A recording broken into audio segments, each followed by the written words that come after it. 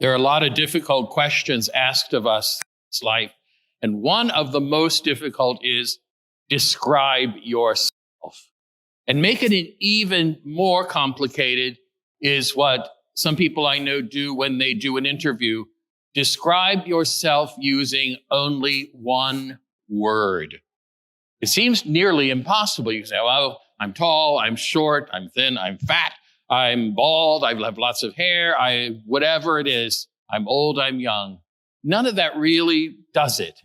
It doesn't describe who we are at our essence.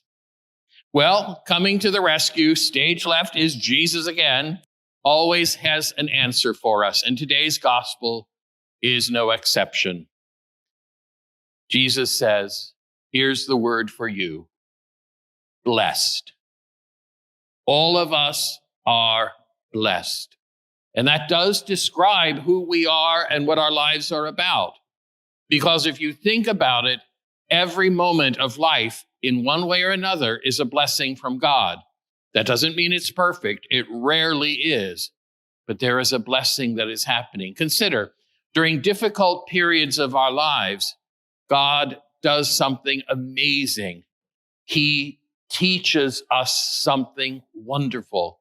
He teaches us patience, perhaps. He teaches us how to forgive.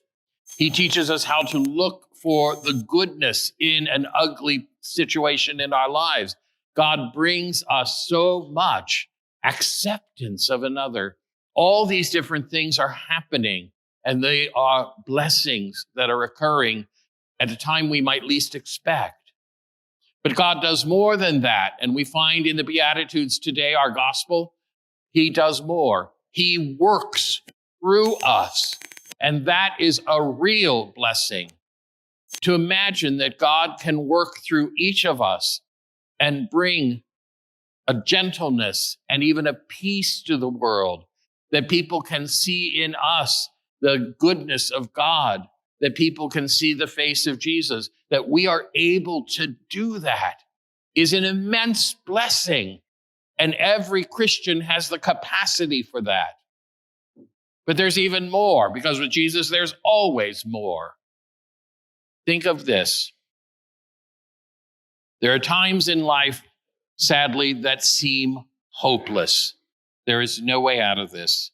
The whole thing is a mess. We don't know what to do with our lives.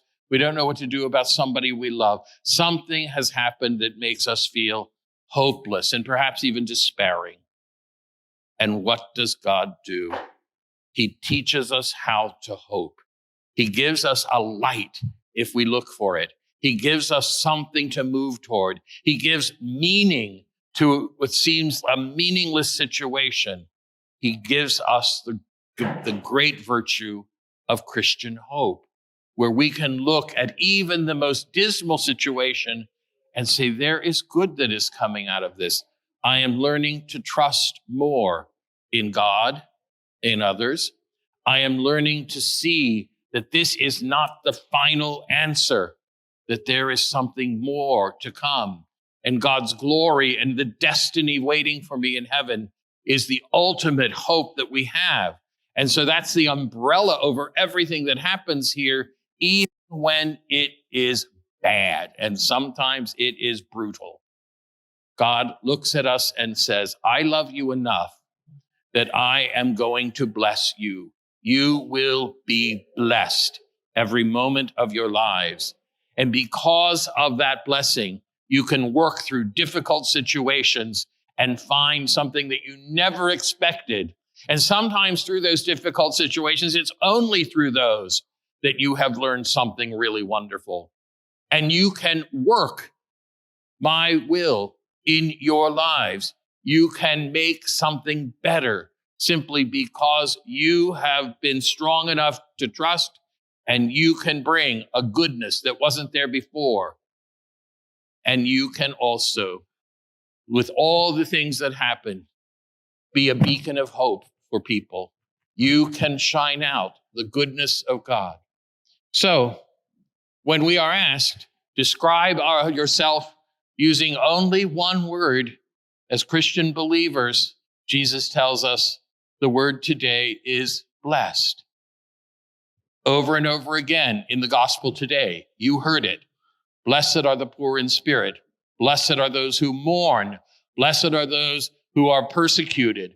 All of these seemingly hopeless, ugly things, Jesus says, you're blessed. And one more thing, as if that wasn't enough, our deacon today is Deacon Paul Blessing. God doesn't mess around with his messages.